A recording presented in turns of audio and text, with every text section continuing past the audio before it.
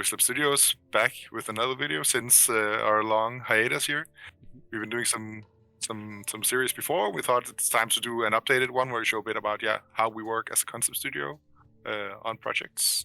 I'm Jannick. I'm the design director in Vizlab Studios. Yeah, I'm Andreas. I'm the creative director here at Vizlab Studios, and we think that it's really important to show a little bit about behind the scenes of how we do stuff, because one of the core pillars here in Vizlab is just to do knowledge sharing.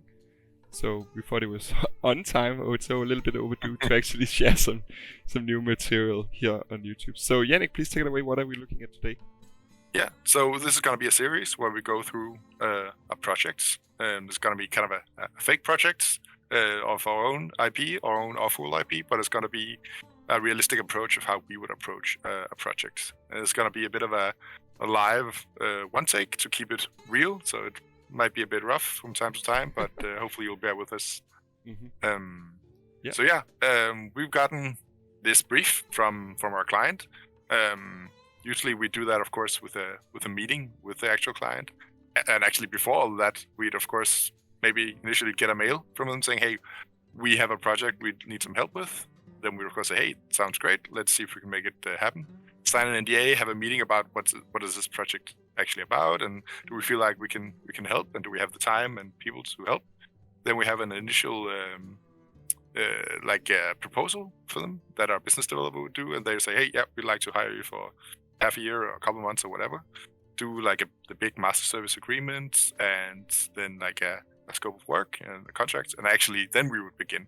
And then the first meeting, we'd have like a kickoff meeting where we just get all the information at once from the client, and we're gonna kind of act like we just had this first meeting with them, and then got the initial information. The first and most important factor is that they of course have some pillars that they base the game on, and that's very important to us because that really helps just tie it all together and frame what we're working with. So the pillars for their game is going to be space, frontier, and hope. It's going to circle that space. Yeah, the runes are nice to make a nice like visualization of it for us. Space. There's going to be, of course, it's going to be a sci-fi game. Then it's going to be some spaceships, some hard surface, some planetary scale things are going to happen here. It's going to be frontier, so there's going to be a bit of a Western vibe. There's going to be some lawlessness and like gold digger entrepreneurship. There's going to be some exploitative capitalism going on. But then we're going to have hope in spite of that. So we're going to have some teamwork. And then the client came up with a term to kind of try to frame their IP, and they call that frontier punk. So we're going to help them figure out like what is frontier punk and what does that mean for their IP. Yeah, I think these three cards here, they tie really well together, because hope in this sense is quite unique, because a lot of futuristic IPs are very bleak. But the fact that they actually wrote hope as one of their core pillars, that we should take that very seriously and then really try to emphasize that. And frontier punk, that's nice. Haven't heard that before. Let's make something, because it says over here visual design as well, like it's colorful, fresh, and vibrant. Let's make a frontier that is not bleak. For once, let's make something nice in space, or at least very colorful. We'll try to get a colorful vibe going through, even though usually most Western vibes are kind of washed out, standy. So this game, it's about it's a squad-based science fiction FPS. Oh, sorry, where are you? I'm here. Oh, you're there. From my notes from the first meeting. So just took some initial notes from the client. They talked about like what's kind of the core of the game. So it's it's gonna be some squads. It's gonna be sci-fi first-person shooter. It's gonna be some fast combat, some fast missions. Gonna solve some problems around a myling colony in space. So there's gonna be some small puzzles, kill some monsters, help with constructing some sites, clear out some different sites. It's gonna be some seasonal content as well, because it's gonna be gas, like games as a service.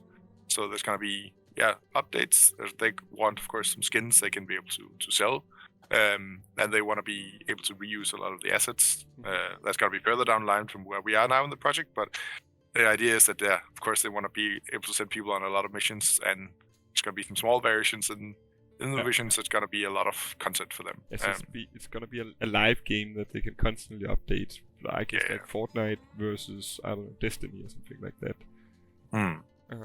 Yeah. So it's some of the core notes we took from the gameplay designers. Yeah, it's fast combat, team play, very important. Customizability. It's gonna be some skins, maybe even weapons, spaceships, armor, different things.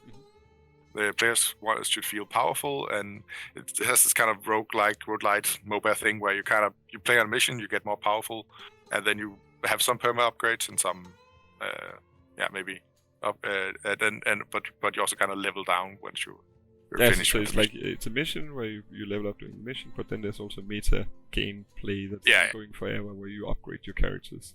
So I guess no, it's like some sort of social hub, I guess, like where you have your house or whatever you have there. Yeah, exactly. And that's also something you see in their IPs they mention over here. Some of the relatable IPs: Borderlands, Deep Rock, Cycle Frontier, Destiny. Like maybe not the Borderlands, but even in Borderlands there is a hub. But the others, they have a hub where you can meet with your players and select a mission and go there and do some upgrades and stuff like that. Especially remember from Frontier, actually, Cycles, they actually have a social hub where you also have a house. As far as I remember, you can upgrade the apartment.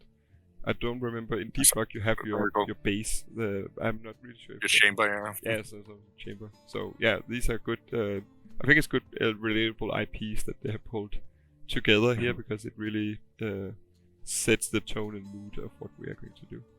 Yeah, and the target audience they mentioned is 16 plus, which means we can show some blood, we can show some violence. There can be some alcohol, I do believe. Like the rating is quite important for sure, like how much you can actually show. If it's 3 plus or 12 plus or 18 plus, really depends a lot on what you can actually show in the gameplay. We mostly do world and environment, so it's not maybe too important but it's a good note to have. It's gonna be for PC. So we don't have to think about being mobile friendly or anything. So we can have some high-end graphics, and it's gonna be a first-person shooter. So it's good to know that it's first person. And it's gonna be fast-paced. So it's good to know when you design the environments, it's gonna be a stage for that. It's just I'm just laughing because if we didn't have that information, like imagine if we say the camera is here versus if the camera is orthographic top down. It's like wildly different environments that we have to design. So it's really good that we have this information. I mean, of course, we would ask all this information from the client. So if there's something where we say, there's a little bit of a blind spot, we'll just ask. If they don't know, let's just try to figure out something together. Yeah. So they've been asking us about help for a green light deck. So they're gonna need some visual materials to support kind of the vision of this IP. So they're gonna present this to some stakeholders and be able to secure funding for the full development of this project. So it's important for them to have some visuals to kind of aid them in their presentation. So they hired us to make these 3 mood pieces showing each of these pillars. So one of them, it's hope. So some concept piece that shows humanity living together in this harsh and unforgiving world. Frontier, showing these corporations mining resources from this off-world with these this Western vibe, and space, showing this same vibe in space, showing this trade and exploration on this intergalactic space scale. So we're gonna have these 3 different scales of showing the game, and of course, even though each piece is about a certain pillar, each piece should still show all the pillars to some extent. Of course, have a focus on. I think everything should be in every image, but there is a focus on, like, if we have space here, like we have the planet-sized image where you can see that this is in space.